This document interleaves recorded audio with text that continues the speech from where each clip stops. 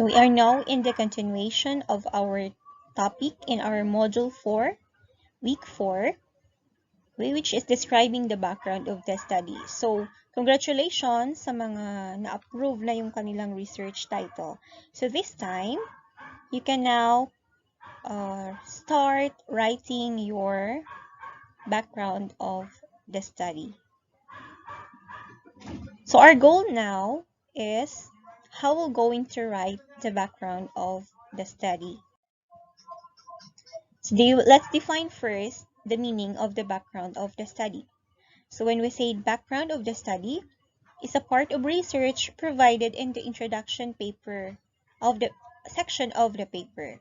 It is basically an overview of the research study and explains why you as a researcher are doing the study. It provides information that is essential to understand the main body of the research investigation. So here, in background of the study, you're going to write here the basic information that you are going to discuss so that you can convince the reader to read your study. So it can be found in the introduction part of your research paper. So we are going to discuss there why you are going to conduct the study. Is it needed? Kailangan ba siya? Yun. So, you are going to discuss there the reason why you are going to conduct the study. You need to put there the data that is convincing to the reader na talaga ang research mo ay needed to conduct or kailangan talaga siyang i-conduct kasi kailangan siya na makapag-solve ng problem. It is a compilation of adequate information that is based on the analysis of the problem or proposed arguments, the steps and methods needed to arrive at the design, the implementation of the result, achieve, and feasible solution. So yun. In writing background of the study, so you need to have a thorough reading on this part. So kailangan mong magbasa para maka-collect ka ng iba't ibang argument or analysis of the problem. Yun. And makapag-isip ka ng possible solutions doon sa iyong research. The background of the research, therefore, is the section of the research paper that identifies the problem or gap of the study that needs to be addressed and justifies the need for conducting a study. Yun, you are going to discuss this. Ano ba yung problema? Bakit ikakandak mo siya? Saan mo siya ikakandak? Yun, so, we have suggested things to be done in writing background of the study. First, conduct primary research at the beginning stages of formulating a thesis when many issues are unclear. So, kailangan mo mag-research. Okay, so yun, yung ating secondary research, yun, library. Punta tayo sa library or sa internet para mag-conduct ng mga necessary data regarding the issues which is unclear para makapag-formulate tayo ng thesis. Then, read the information and develop a research question of thesis statement that will guide your research. So, sa ating, I think English for academic, for professional, pinag-aralan natin dito on how to write thesis statement. So, yun. Kaya importante talaga na natandaan nyo rin yung mga pinag-aralan nyo sa English. Okay? For academic and professional purposes, lalo yung thesis statement kasi it is your introductory or yung introduce sa inyo kung paano gumawa ng isang thesis statement. Write a thesis statement or research question. Yun, you need to write a research thesis statement. Complete your research using your thesis statement and research question as your guide. And create 5 separate sections that cover the key issues, major findings, and controversies surrounding your thesis, as well as section that provide an evaluation and conclusion. So, sa pagsulat ng ating background of the study, it is composed of 5 paragraphs. Okay na. Meron tayong 5 paragraphs. At yung 5 paragraphs na yun is composed of, you are going to discuss there the key issues. Yan. Kaya kailangan natin mag-research. Ano ba yung mga issues na nakikita mo while you will going to conduct the study? And then the major findings. Is it needed? Halimbawa, ang ating major issues is yung pagdami ng COVID dito sa Brooks Point. That is the key issues. What is your major findings? Yan. Bakit? Kasi wala pang gamot or walang knowledge ng tao with regards to COVID-19. So, yun siya. Maghahanap ka ng mga findings and controversies surrounding your thesis, as well as section that provide an evaluation and conclusion. So, yun yung parts na dapat na mayroon tayo doon sa ating thesis, sa ating background of the study. Okay, so remind natin yung sarili natin. Ano ba yung thesis statement? So when we say thesis statement, it is a statement that is short statement which provide an insight into what the essay is going to be about. They are used to enlighten the audience on a variety of things, including the main argument or point to be discussed, the purpose of the essay, and the point of view of the author on specific topic. Yun. So, kailangan natin magsulat muna ng ating thesis statement before we're going to write the whole background of the study. Kumbaga, yun yung umpisa ng ating background of the study. So, syempre, you're going to discuss first yung main argument, yun, yung purpose ng iyong study, and yung inyong point of view. Okay, example here. So, for example, your topic is smoking. And your argument or position is, should be banned in public places. So, after, syempre, putting your argument or your position, you will going to support your position. Okay, by writing your evidence or reasons. At least 3 reasons. Why is that it is your position? Number 1, jeopardizes the health of non-smokers. That is your first reason why you want to ban the smoking in public places. Number 2 reasons, your reasons is does not negatively impact businesses. And number 3, you want to ban the smoking in public places because it coincides with public opinion. So after knowing our topic, our position, and evidences, okay, you can now write your thesis statement. So our thesis statement is, smoking should be banned in public places in order to positively impact the individual and the society. So in your research, you are going to have also your position. For example, sa mining, are you in favor of mining or not? So kung hindi ka in favor sa mining, you should write your position and your reason why you are not in favor of the mining. Diba, in yung research mo. So that is the strategy on how to write the thesis statement, which is needed and when we will going to write a background of the study. Number 6, conclude by identifying and further study what needs to be done in the area of provide possible solution to the issue that haven't been considered before. So after writing all of the information, why your research is needed, where will you conduct the study, okay, and the last part, you will going to write there the conclusions. So yun, conclude by identifying and further study what needs to be done in the area or provide possible solution to the issue.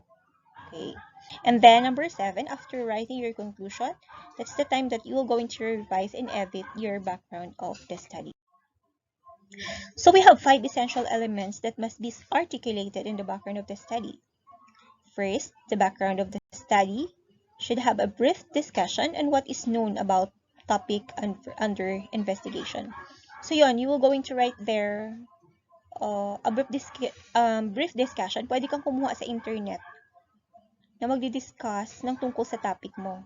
Okay, for example, ang topic mo is COVID-19. So, i-discuss mo doon what is COVID-19, saan siya nagmula, yung pwede mong ikwento doon yung pinagmulan ng COVID-19. Okay, in your first paragraph. And then number 2, an articulation of the research gap or problem that needs to be addressed. So, ano ba yung nakikita nating problem? So, that in the second part, sasabihin mo doon, ano ba yung problem natin na gusto nating isolve? Bakit natin kinandak yung study? Number 3, 5 essential elements that must be articulated in the background of the study, what the researcher would like to do or aim to achieve. Okay, you're going to discuss in your background of the study your research goal. Why you're going to conduct the study? What is your goal? What is your purpose? And number 4, the thesis statement, that is the main argument of the paper. So number 4, that's the time that you will going to write your thesis statement. And number 5, major significance or contribution of the study to a particular discipline. So that is the 5 essential parts. So we have 5 paragraphs, and that's the content of the 5 paragraph.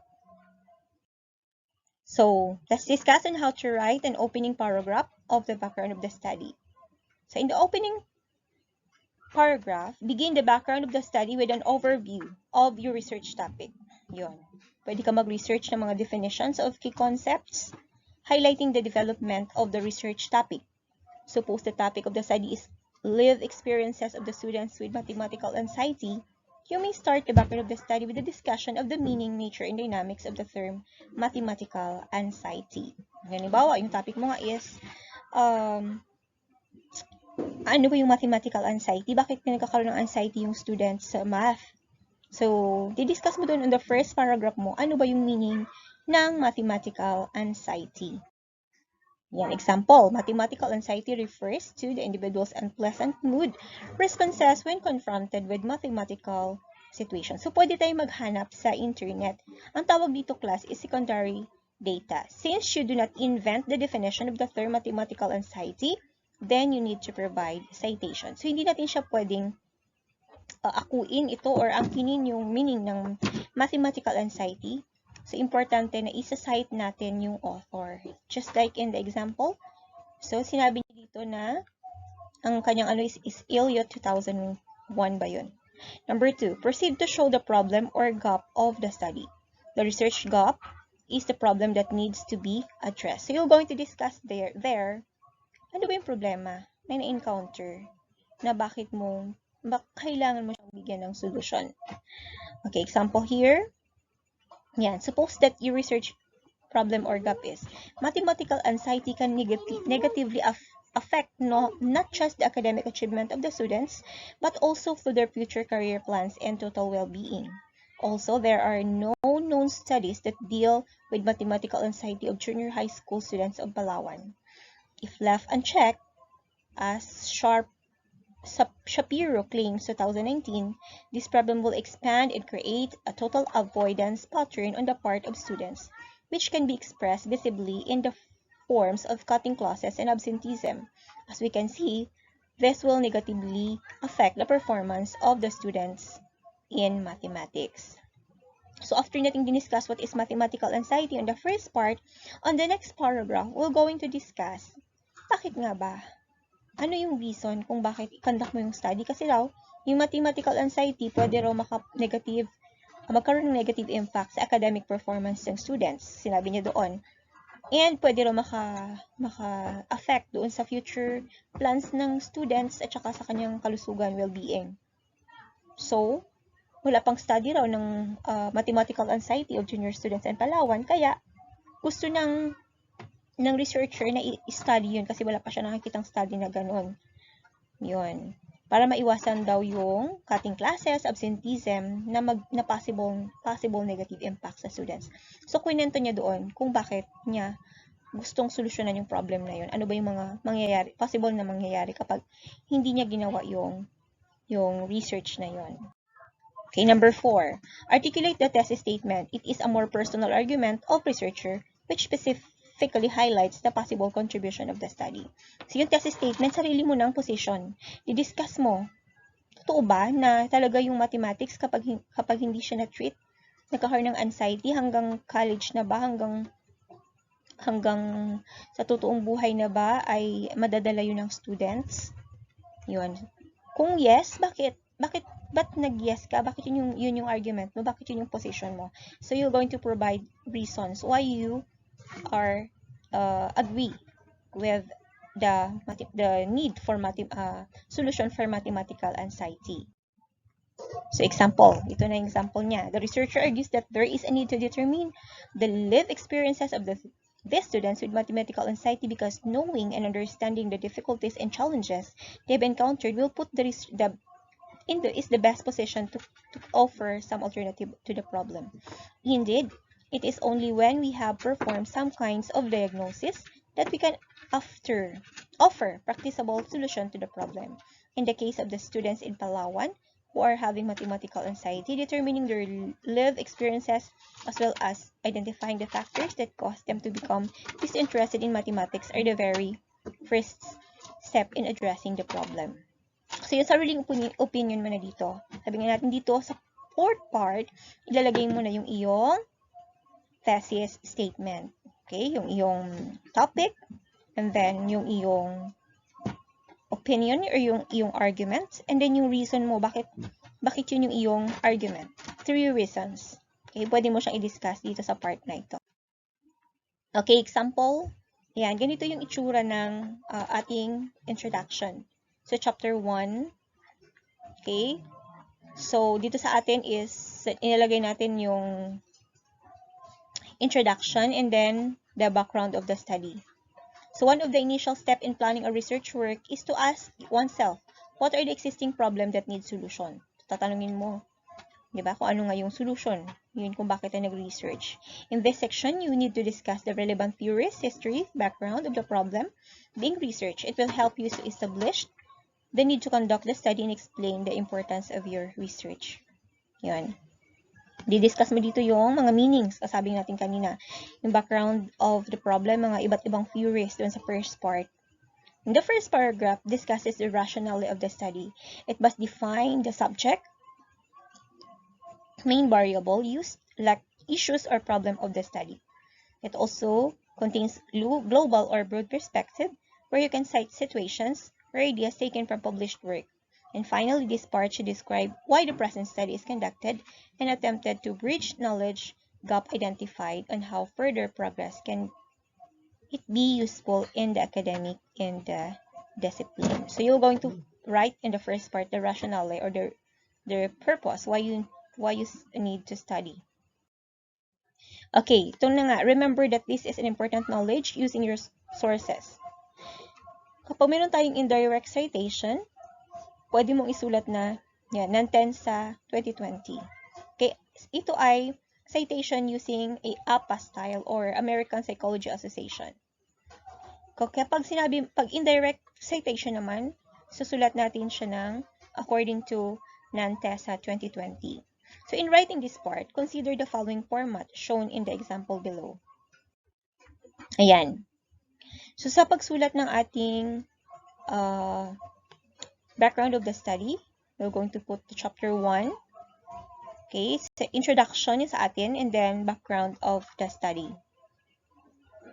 So, ang ating gagamitin is sa chaptering, okay, tayo ay gagamit ng Times New Roman, 12 yung size natin at naka-center siya, yung chapter. And then, dito naman sa introduction, sa baba niya, okay, Times New Roman pa rin, 12, center, align, bold, all capital letters. So, kung titingnan nyo dyan, dapat ilagay nyo dyan, introduction, and all capital letters. And then, dito naman sa baba is yung ating background of the study. So, yun pa rin, Times New Roman, and doon sa left, align, and bold.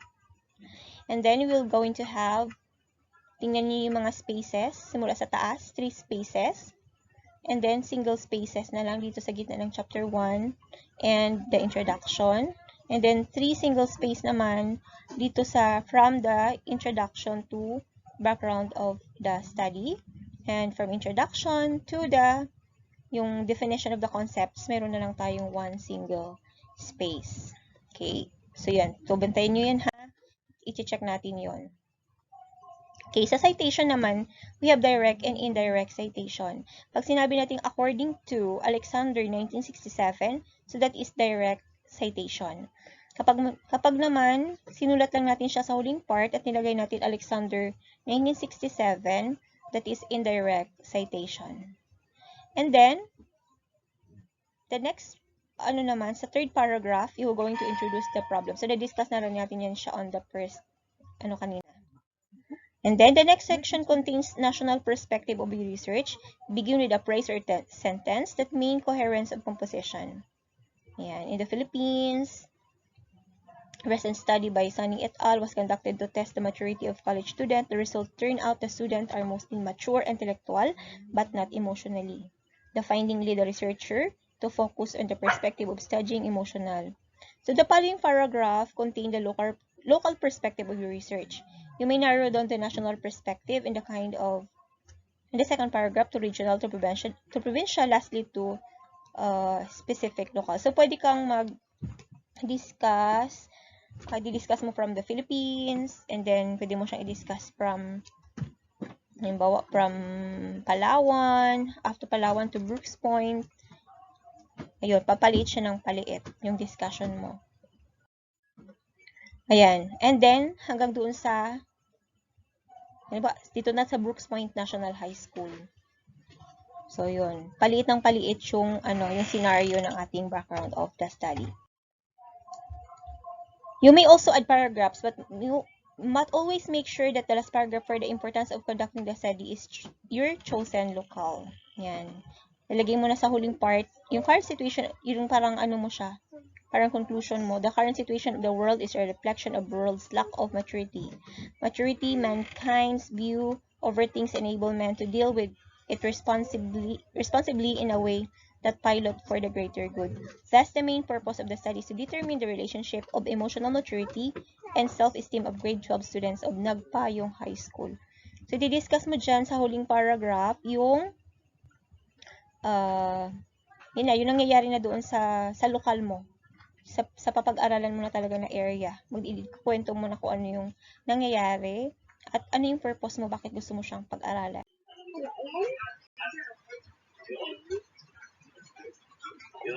Siyempre, para hindi ka puro tingin, dadamayin mo lang sa soul natin. Para mag-think mo kung bagay talaga.